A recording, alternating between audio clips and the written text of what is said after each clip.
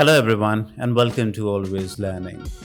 Today we'll be exploring React events and state management, focusing on how these concepts make our application more dynamic and interactive. So just to recap, we have learned about components, the core building blocks of React applications UI.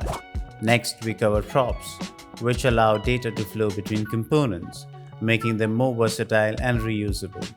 And in today's lesson, we will focus on event handling in React and state management, which will add more functionality to React application. In this, we will look into React Event, learn how to manage and respond to user interactions through event handlers. We will also explore state management, which helps maintain and manage data within components, ensuring our UI stays in sync with the application's underlying data. So let's start with capturing user actions. We will continue from where we left off in the last lesson. I will do a little bit of code cleaning and I'll just go ahead and delete this button and image from the content component, and I'll add a very basic button element with a label click here. To this, we'll add an event handler, on-click event handler, a very simple one. And we do that by adding on-click attribute to this button element in a camel case, as you can see, and we pass the action that it would take. In our case, we would be calling a particular function, alert message. So let's go ahead and create that alert message. So let me add a new function, alert message. It will not be taking any argument and it would be returning a simple alert window with a text button clicked. Whenever the user clicks this button, this on-click event handler is activated, and this event handler is linked to the function alert message, which returns the alert window button click, as you can see in the UI. And this button in the sidebar is unrelated. So let's reuse this button component that we have. Also, you'll see with the help of props how reusable the components are, and also you'll see a new variation of the button. So let's create a button component with a type. We'll just call it button for now, and here we will use the text, let's say alert message. Now let me just put it alert button instead of alert message, and we don't have to use disabled attribute as it's optional. Instead of that, I will create a new attribute on click, and to this I'll be passing the function alert message. As soon as we save this, we'll encounter an error saying property on click does not exist, because we haven't defined this on click property in the button component's props. So let's go ahead in the button component and add this on click property in the props definition. So I'll just add this on click, we'll make it optional, and we will create a type definition of function which will have no argument and return nothing. So this is the typical way of writing this.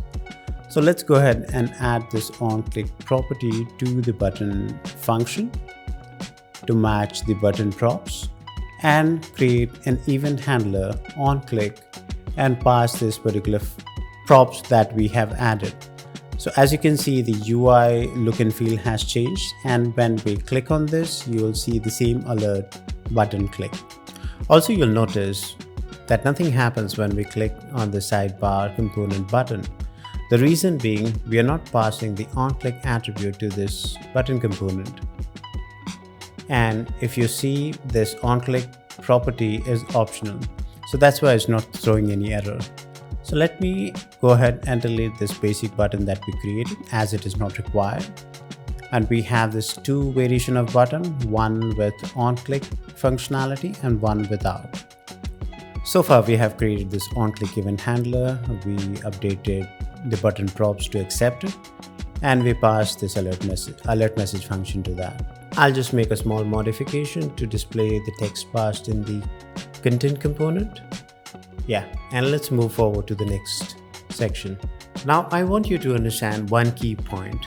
Props are immutable, meaning you cannot change the value of props once it is passed into component. So let me show you what I mean by that. So let me change this function name to change message, and we will try to change the value of this props text.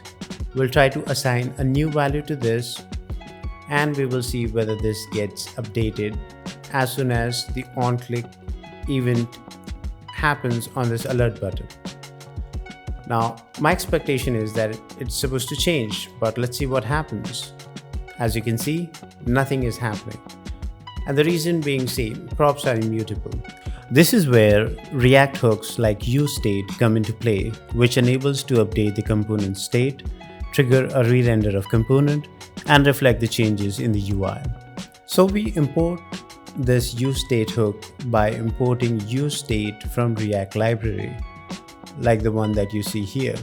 So usually we create a variable in this format. Let's say we create a const and we write current text.